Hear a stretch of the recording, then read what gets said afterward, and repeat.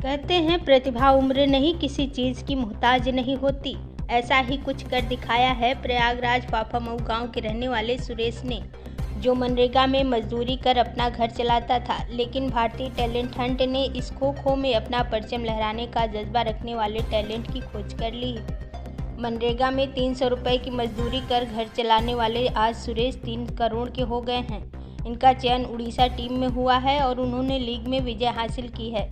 Prayagraj kho kho federation of India राष्ट्रीय खेल खो खो को बढ़ावा देने के उद्देश्य से देश प्रदेश में उन प्रतिभाओं की खोज कर रहा है जो आर्थिक रूप से कमजोर या किसी कारणवश अपने प्रतिभा को बाहर नहीं ला पा रहे हैं, उनको आगे बढ़ाना है। टैलेंट हंट के तहत आज मंडल स्तरीय प्रतियोगिता आयोजित की गई, जिसमें 5 महिला वर्ग 4 पुरुष वर्ग की टीम ने भाग लिया, जिसमें सुरेश मुख्य अतिथि के रूप में पहुंचे थे।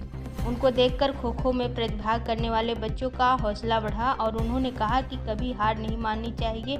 अगर अपने अंदर प्रतिभा हो तो उसको दिखाने का हर कदम प्रयास करना चाहिए।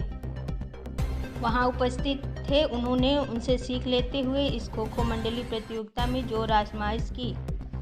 संगम नगरी प्रयागराज में kho kho federation of India द्वारा खो खो टैलेंट हंट उत्तर प्रदेश का आगाज हुआ, जिसमें फतेहपुर, कौशाम्बी, प्रतापगढ़, प्रयागराज, इलाहाबाद यूनिवर्सिटी के पुरुष एवं महिला वर्गों की टीम ने प्रतिभाग किया।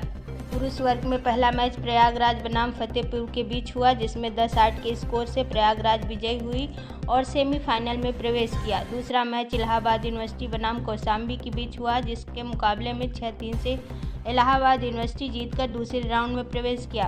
दूसरे राउंड में इलाहाबाद यूनिवर्सिटी और प्रतापगढ़ के बीच मुकाबला हुआ, जो कि इलाहाबाद यूनिवर्सिटी ने 8-4 के अंतराल से मैच जीतकर फाइनल में प्रवेश किया। फाइनल मुकाबला प्रयागराज बनाम इलाहाबाद यूनिवर्सिटी की टीम के बीच खेला गया, जिसमें बहुत रोमांचक और बेहतरीन प्रदर्शन हो रहा था, जिसमें कांटे की टक्कर में प्रयागराज टीम 2 पॉइंट से विजेता हुई। महिला मुकाबला प्रयागराज बनाम कौशाम्बी के बीच खेला गया, जिसमें प्रयागराज 6-2 से जीतकर फाइनल में पहुंची। दूसरा मैच प्रतापगढ़ बनाम फतेहपुर खेला गया, जिसमें फतेहपुर 8-7 के स्कोर से फाइनल में पहुंची।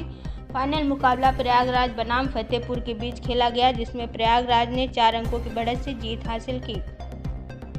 आयोजन का शुभारंभ इलाहाबाद केंद्रीय विश्वविद्यालय के शारीरिक शिक्षा संकाय के विभागाध्यक्ष डॉक्टर DC लाल और भाजयुमो काशी प्रांत के उपाध्यक्ष समीर मिश्रा ने खिलाड़ियों से परिचय प्राप्त कर किया।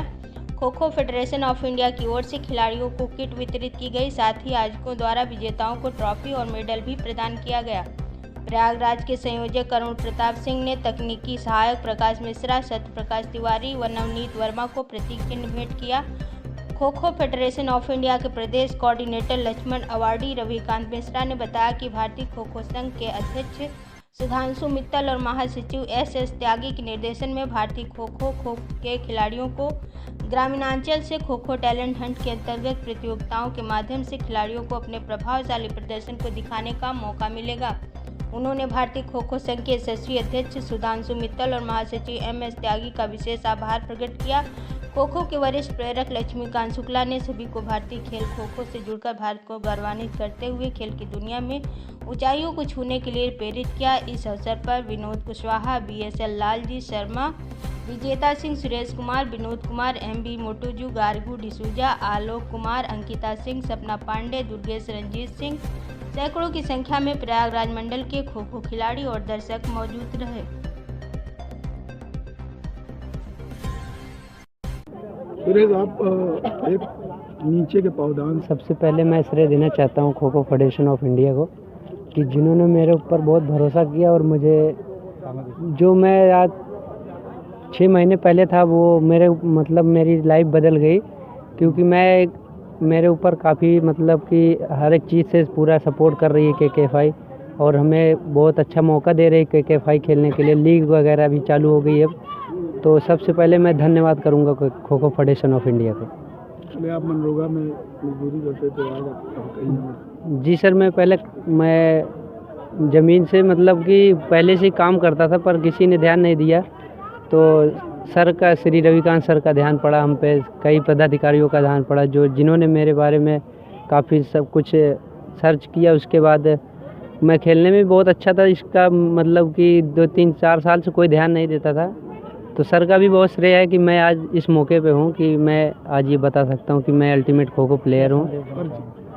और मैं यार सर यही संदेश देना चाहता हूँ कि अब आने वाली पीढ़ी जो है सर बहुत मजबूत है। KK5 पूरे हर एक राज्य में बहुत सपोर्ट कर रहा है, खो खो को बहुत बढ़ावा दे रहा है। लीग चालू है, अभी एशियन चैम्पियनशिप भी होने वाली है, तो इसमें खिलाड़ियों का बहुत फ़ायदा होने वाला है। और जो मेरा नाम लास्ट बताइएगा, ये कौन खेल हो रहा है, कितनी टीमों ने भाग लिया है? बेसिकली ये टैलेंट हंट प्रतियोगिता के नाम से आयोजित की जा रही है। भारतीय खो खो संघ इसको ऑर्गेनाइज कर रहा है। आज इसमें पुरुष वर्ग में 5 टीमें हैं और बालिका वर्ग में 4 टीमें, यानी कि प्रत्येक जिले से एक टीम, मंडल की टीमें प्रतिभाग करें इसमें। प्रतापगढ़, कौशाम्बी, फतेहपुर, इलाहाबाद, इस तरह से। तो ये प्रतियोगिता बेसिकली इसको कराने का मतलब है कि जो पूरे मंडल में प्रतियोगिताओं को चिन्हित करना और उसको आगे खेल के लिए प्रोत्साहित करना। मेरा सुरेश एक जीता जाता उदाहरण है kho kho federation of India की कार्यप्रणाली का। सुरेश मनरेगा में मजदूरी कर रहे थे, फाफा मऊ के पास उनका गांव है, और बहुत ही कुशल खिलाड़ी थे। उनकी तरफ नज़र नहीं थी किसी की। पूर्व में उनकी तरफ लोगों ने उनके परफॉर्मेंस को लेकर के, उनके आगे भविष्य को लेकर चिंतन नहीं किया, और अपने ऊपर जिम्मेदारी का अभाव रहा लोगों के ऊपर, जो भी लोग जिम्मेदार थे। हम लोगों को इसके बारे में यहाँ लोकल लेवल पे और प्रदेश के अन्य जो खो खो प्रेमी थे उनसे पता चला। हम लोग वहाँ पर गए, मिलने के बाद हम लोगों ने देखा कि उस बच्चे के अंदर कितनी प्रतिभा है, और उस पूरी रिपोर्ट से हमने अपनी फेडरेशन को अवगत कराया। इसके बाद फेडरेशन ने निर्णय लिया, उन्हें हाई परफॉर्मेंस लेवल की ट्रेनिंग दी गई, और 5 स्टार लेवल पे उनका प्रशिक्षण, उनकी न्यूट्रिशन से लेकर के उनकी टेक्निकल ट्रेनिंग, और बहुत अलग अलग लेवल पे, वेरियस लेवल पे उन्हें ट्रेंड किया गया। और फिर वो दिन दूर नहीं था जब उनका selection ultimate kho kho league में होना था। प्रयागराज ही नहीं बल्कि पूरे प्रदेश का नाम उन्होंने गौरवान्वित किया, और उड़ीसा की जो टीम थी उसमें उन्हें बिड में खरीदा गया, उड़ीसा की टीम में। और खुशकिस्मती इस बात की थी कि उड़ीसा टीम ही विजेता रही। तो उस टीम के हिस्सा थे प्रयागराज के सुरेश कुमार, जिन्होंने हम सबको गौरवान्वित किया है। और इसके लिए मैं सुरेश कुमार जी को, उनके कोचेस को, और खो खो परिवार के साथ साथ फेडरेशन के यशस्वी नेतृत्व को जरूर बधाई देना चाहता हूं कि उन्होंने हम सबकी रिक्वेस्ट जो है समझी और उसको एक उचित स्थान दिया। मैं रविकांत मिश्रा हूं, कोऑर्डिनेटर हूं kho kho federation of India की तरफ से उत्तर प्रदेश।